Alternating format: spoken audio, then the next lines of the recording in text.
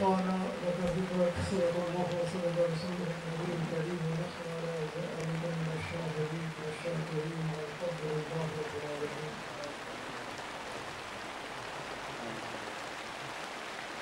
فتاوى خالق فتاوى مالك سواء اصبحت وإذا كان مالك العيب. بہت مہربان ہے، یہ پناہ کرم فرمانے والا، احسان فرمانے والا،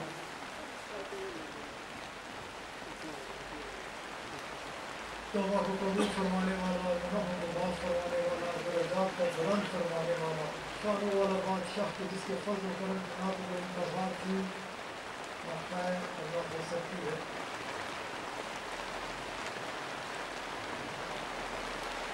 اور حقیقی معنوں میں اگر ہم اس کے کرم کو سمجھنا چاہیں تو دربار رسالت محمد صلی اللہ علیہ وآلہ وسلم کے علاوہ اور کوئی اعلیٰ عرف و مقام نہیں کہ جدھر سے ہمیں اپنے رب کے کرم کے بارے میں پتہ چل سکے کہ وہ کس قدر کریم ہے۔ اور اگر ہم دیکھنا بھی چاہیں کہ وہ کتنا کریم ہے تو پھر بھی ہمیں آپ علیہ الصلوۃ والسلام سے ہٹ کر اس کا اور کوئی کرم نظر نہیں آ سکتا۔ دونوں معاملات میں اس کے کرم کا پوچھنا ہے تو دربار رسالت معاف صلی اللہ علیہ وآلہ وسلم کی طرف رجوع کیجئے، تو دین کے حاکم، شریعت کے بادشاہ آقا علیہ الصلوۃ والسلام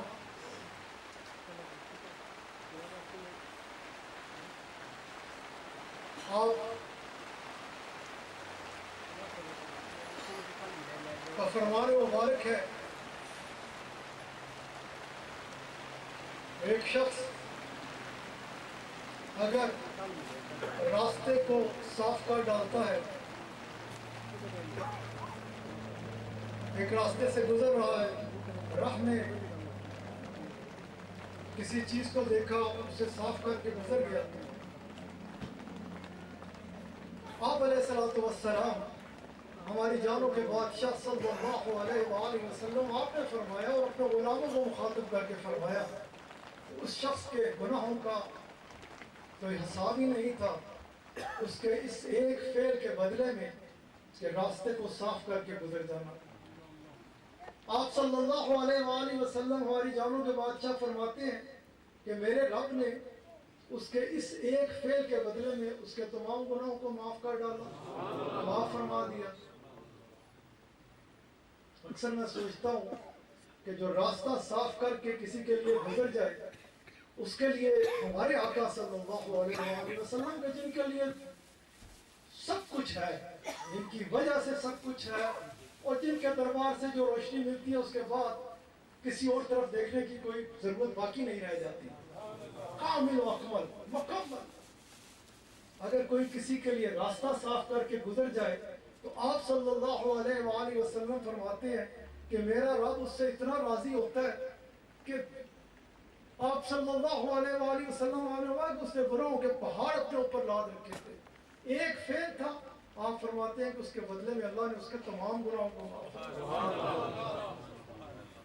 آپ صلی اللہ علیہ وآلہ وسلم کا یہ فرمان مبارک اگر سامنے رکھ کے اگر ہم اس ٹکڑے کو صاف رکھیں، اس میں کوئی بغض نہ ہو، اس میں کوئی کینہ نہ ہو، اس میں کسی کو کوئی نقصان پہنچانے کا کبھی تصور نہ ہو، یہ بالکل پاک و صاف ہو، تصور کیجئے کہ وہ کتنا راضی ہوتا ہو، وہ کس قدر مہربان ہو، وہ خود مہربان ہے لیکن کس قدر وہ کرم فرماتا ہوگا، کتنا راضی ہوتا ہوگا اس سے کہ جو وہ اس سے تو اس قدر راضی ہوتا ہے کہ جو رستے کو صاف کر کے چلا جائے، یہ نہ سوچے کہ ادھر سے کوئی گزرے گا، بس اتنا ہو اس کے ذہن میں کہ جو بھی گزرے گا، کوئی گزرے، کوئی بھی گزرے، کسی کو تکلیف نہ پہنچ جائے، رب اس سے تو اتنا راضی ہو کہ اس کے تمام گناہوں کو معاف کر ڈالے اور جو اس کو پاک کر دے، جو اس ٹکڑے کو صاف رکھے، تصور کیجئے کہ رب اس سے کتنا راضی ہوتا ہو۔ اگر ظاہر میں تصنع و ملاوٹ سے تو اللہ تعالیٰ ہم سب کو بچا کے رکھے، حنیف صاحب بڑی خوبصورت بات فرما رہے تھے ریاکاری سے، اس سے بڑھ کر تو نقصان دینے والی کوئی چیز ہی نہیں تھی۔ اللہ تعالیٰ اپنے کرم سے اپنے حبیب علیہ الصلوۃ والسلام کے نالین پاک کا صدقہ ہم سب کو اس سے محفوظ رکھے، کہ اس کے کرم سے، اس کے فضل سے، اس کے احسانوں کے ساتھ ہی سب کچھ مشروط ہے۔ انسان کمزور ہے، انتہائی کمزور ہے، اس کے اوپر یہ سارے حملے ہوتے رہتے ہیں جن کا یہ ذکر فرما رہے تھے کہ مجھے مجھے مجھے میں جتنا یہ میں نقصان پہنچاتی ہے کوئی اور چیز نقصان پہنچا نہیں سکتی۔ انسان جتنا اس سے اپنا نقصان کرتا ہے کسی اور چیز سے نقصان کر نہیں سکتا۔ کوشش صرف اس عمل کی کرنی چاہیے کہ اس کے کرم سے، اس کے فضل سے ہم اپنے دل کو، اپنے ذہن کو صاف رکھیں، اس کو اس انداز سے سجا کے رکھیں کہ اس میں کبھی خیال آئے تو دوسرے کے بارے میں نیک گمان ہو، اچھا خیال۔ بڑا آسان ہے نا، دو بندے ادھر بات کر رہے ہیں اور آپ کی طرف دیکھ رہے ہیں، اگر آپ کا یہ بھی صاف ہے اور یہ بھی صاف ہے، آپ کبھی یہ نہیں سوچیں گے کہ وہ آپ کے لیے کوئی ایسی ویسی بات کر رہے ہیں، بھلے آپ کی طرف دیکھ کے ان کے چہرے پہ مسکراہٹ ہو، آپ کا گمان یہ ہونا چاہیے کہ یقینی طور پہ یہ میرے لیے کوئی اچھی بات سوچ رہا ہے، میرے لیے کوئی اچھا ذکر کر رہا ہے۔ اس سے کیونکہ ایک تو رب تعالیٰ کا بڑا واضح فرمان ہے کہ اگر برا گمان رکھے گا تو یہ تیرے نفس کی طرف سے ہے، اور اگر اچھا گمان رکھے گا تو یہ میں رب کی طرف سے ہے، یہ تیرے رب کی طرف سے تیرے اوپر ہے۔ تو ہم کیوں نہیں یہ کر سکتے؟ دیکھیے میں نے پہلے کہا کہ ہم کمزور ہیں، بہت عاجز ہیں، لیکن ہمیں ضرورت اس چیز کی ہے کہ ہم اس چیز کو نہ صرف سمجھیں بلکہ سچے دل سے اس پر عمل پیرا بھی ہوں۔ میں کل ہی بات کر رہا تھا کہ اگر نیت صاف ہو، تنقید میں غالباً یہ بات ہو رہی تھی کہ اگر آپ کی نیت صاف ہے، اس کے کرم میں کوئی کمی نہیں ہے، اس کا کرم بے پناہ وسیع ہے، حد سے زیادہ وسیع۔ جس کرم کی میں بات کر رہا تھا کہ وہ تو اتنا کریم ہے کہ راستہ صاف کر کے چلا گیا، مجرم اس کا تھا، اس نے معاف کر دیا، اور فرمانے والے آقا علیہ الصلوۃ والسلام ہے۔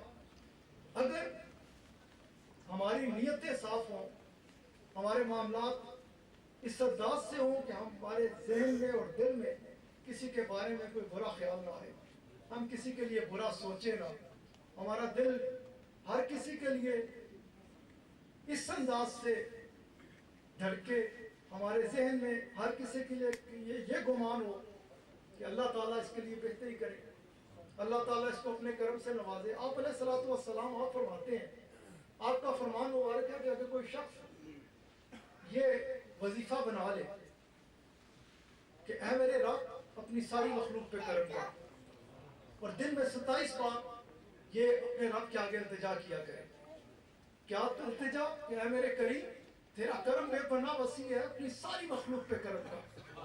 آپ صلی اللہ علیہ وآلہ وسلم آقا علیہ الصلوۃ والسلام فرماتے ہیں کہ میرا رب اس سے اتنا راضی ہوتا ہے، دن میں 27 بار، کوئی مشکل کام نہیں ہے، بڑے آسانی سے آپ فرما دیتا ہے۔ جو دل صاف لے کے چلتا ہوگا کتنا کرم اس کا ہوتا ہوگا، اس کے شامل حال آپ سوچ نہیں سکتے۔ صحابہ کرام رضوان اللہ تعالی علیہم اجمعین، جن کے نگاہ میں اپنے بادشاہ کے علاوہ قطعی کوئی چیز نہیں ہوتی تھی، ہر وقت آپ ہی آپ، بس آپ اور آپ۔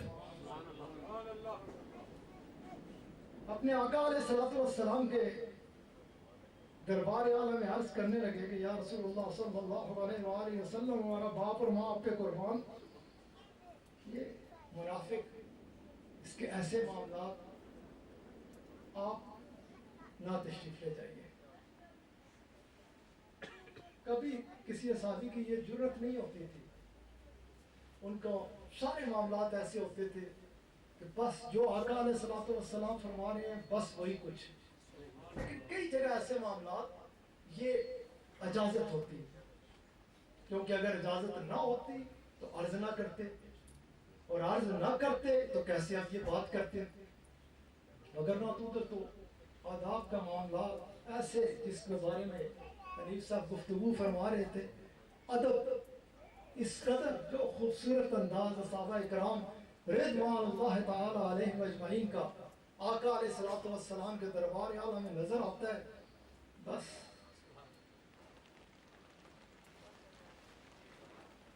آپ علیہ الصلوۃ والسلام کی خدمت میں عرض کی کہ یا رسول اللہ صلی اللہ علیہ وآلہ وسلم آپ نہ تشریف لے جائیے۔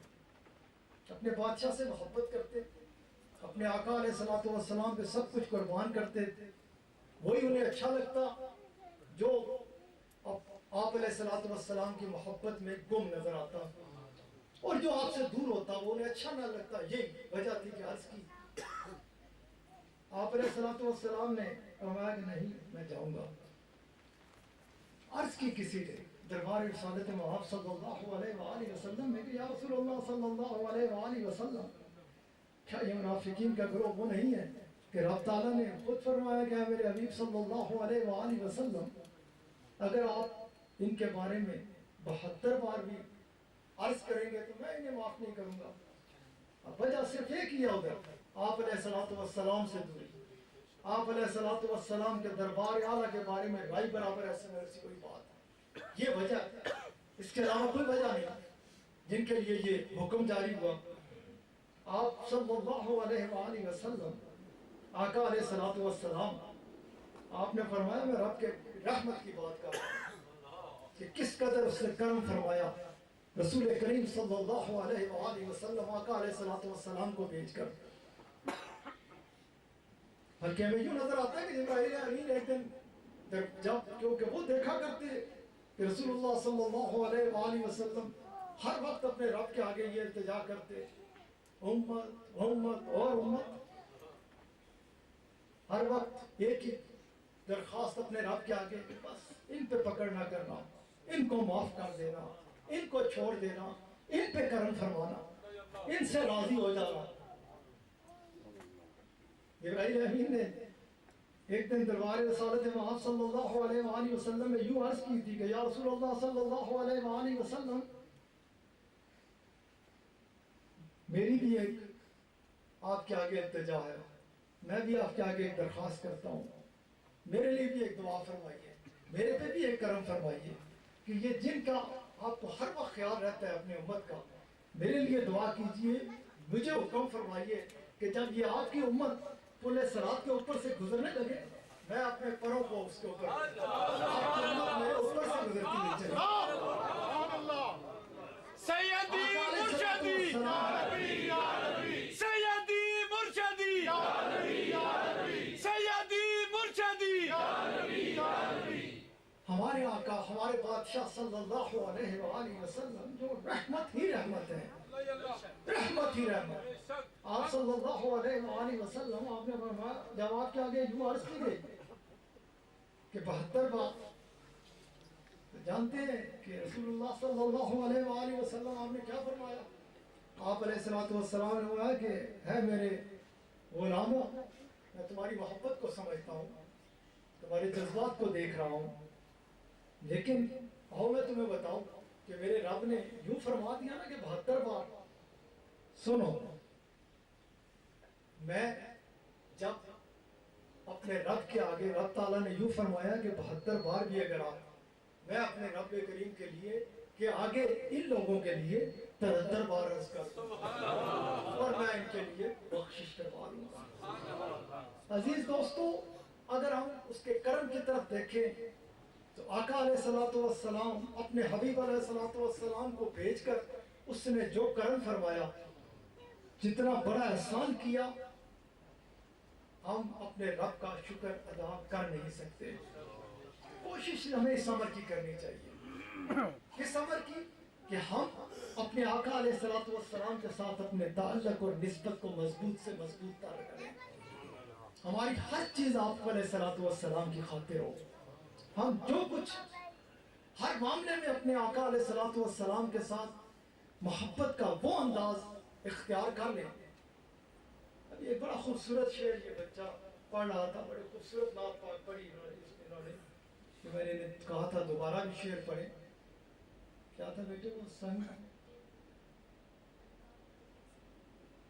ایک بار پڑھیں گے؟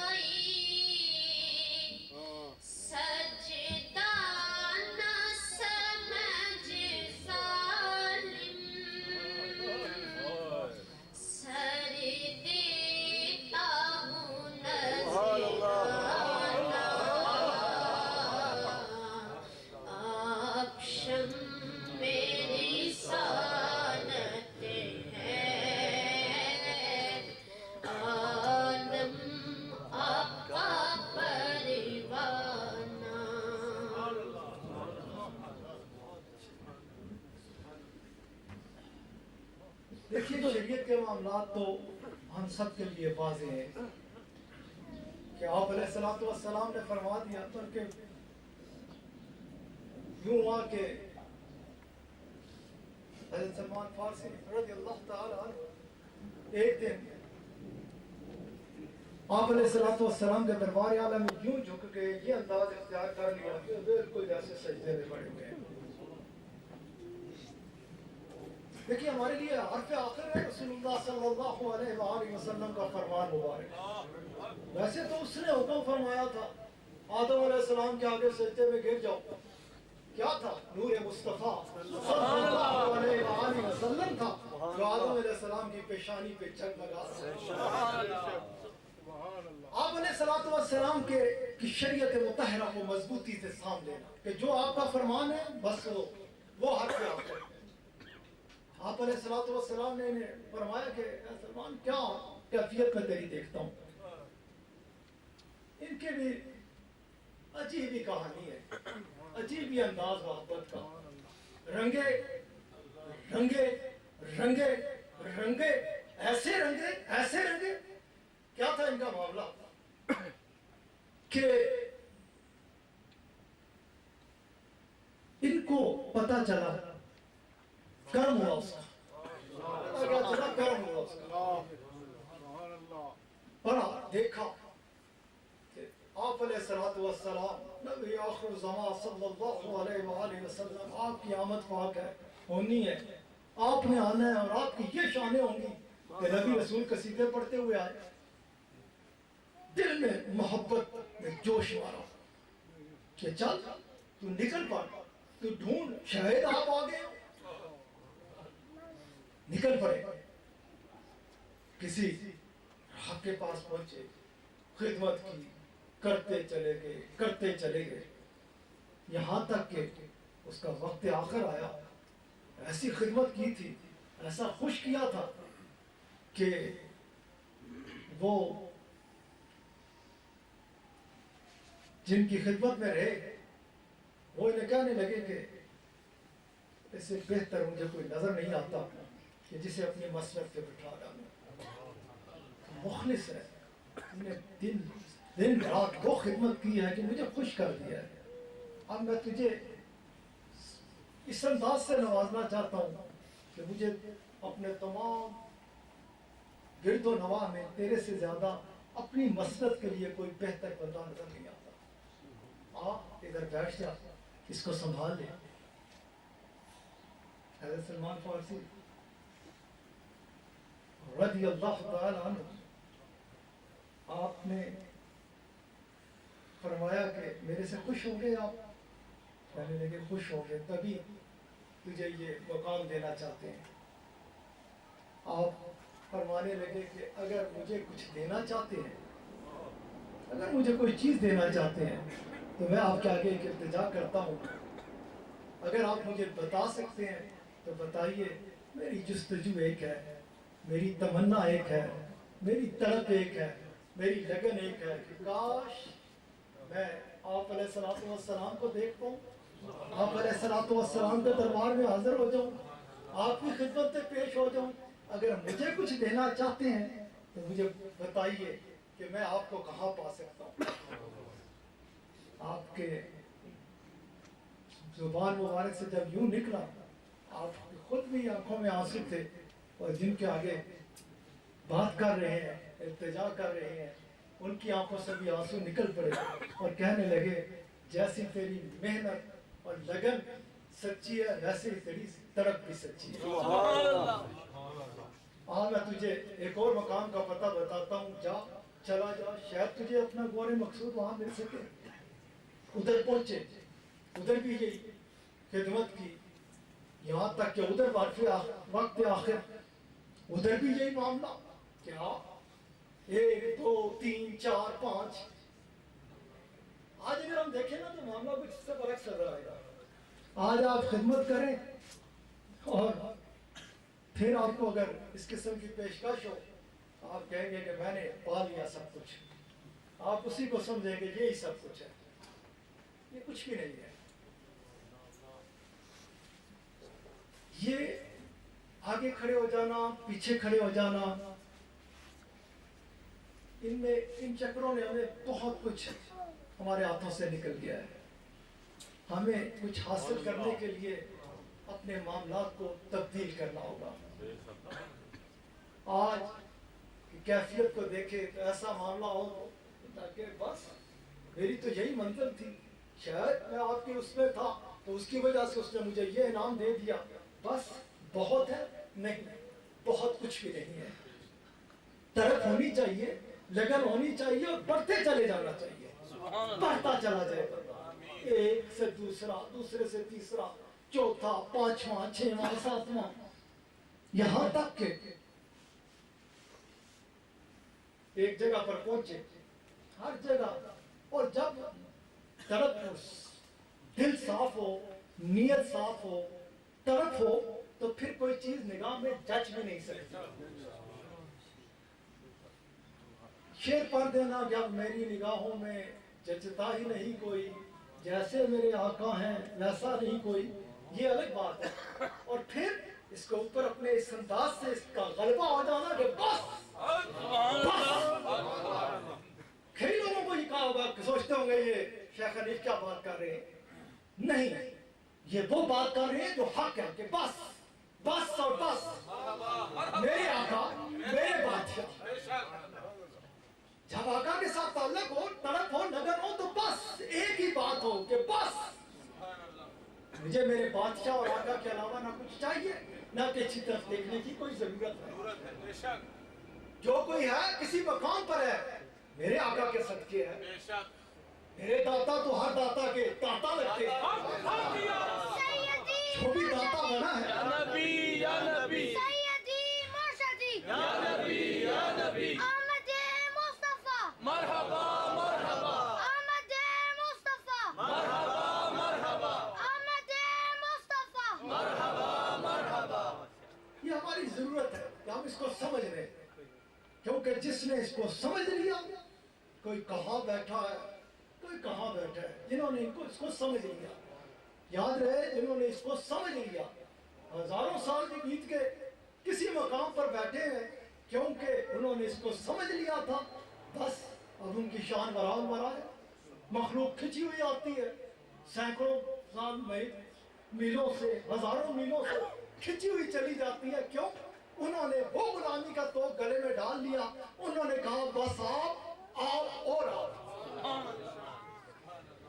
मैं बात कर रहा था कि आपने